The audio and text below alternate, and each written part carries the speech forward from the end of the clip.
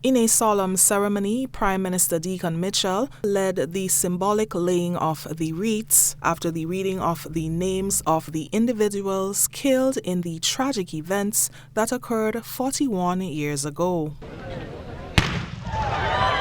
A 21-gun salute followed, symbolizing the nation's tribute to the fallen. However, the families of the victims opted to not attend the event, expressing their disapproval of the location change with no input from relatives of the victims. Instead, they hosted a separate memorial service at the lower level at Fort George for those who were killed on that fateful day. In a press release, the families argued that moving the ceremony away from Fort George diluted its significance, stating that it is customary to hold commemorations at the site of a tragedy. Despite the opposition, Prime Minister Mitchell, addressing the gathering at Progress Park in St. Andrew, explained that the decision to hold the event in a different parish was intentional. He emphasized that although the tragic events took place in St. George's, the impact was felt across the entire nation.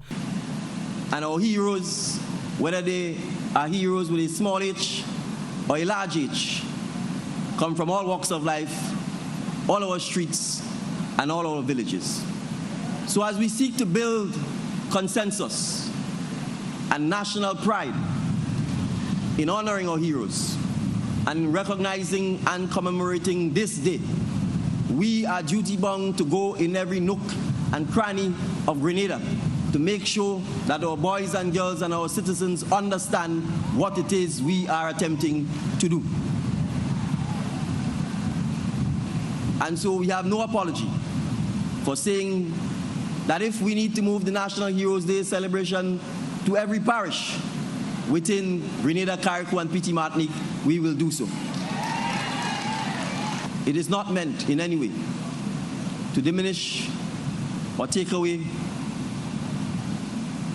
the pain, the hurt,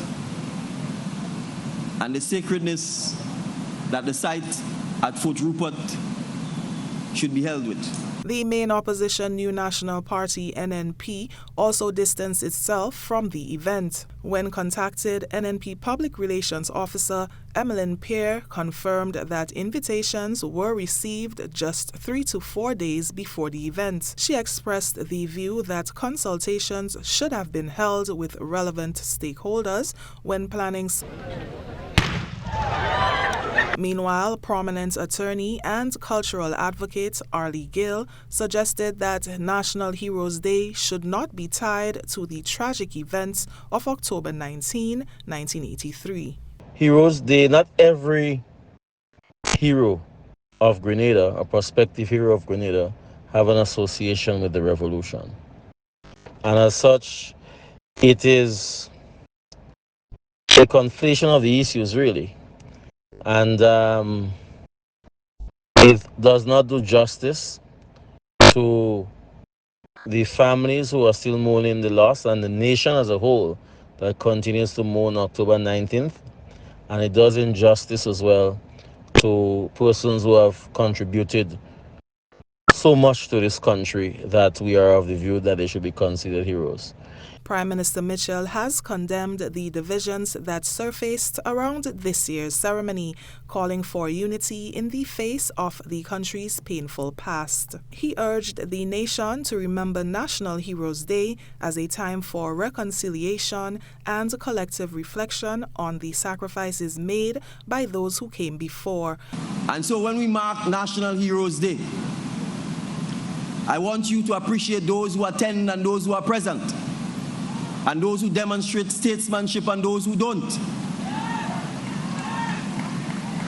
Because this is not a political event. This is a national event.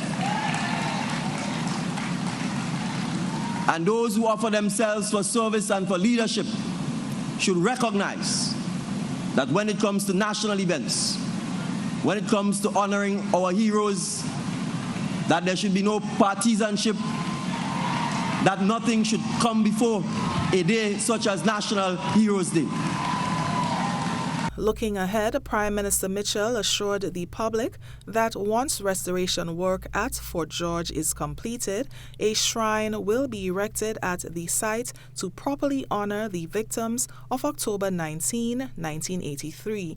The shrine, he said, will serve as a reminder for future generations to appreciate the sacrifices made by their forebearers. For GBN News, Nisha Paul.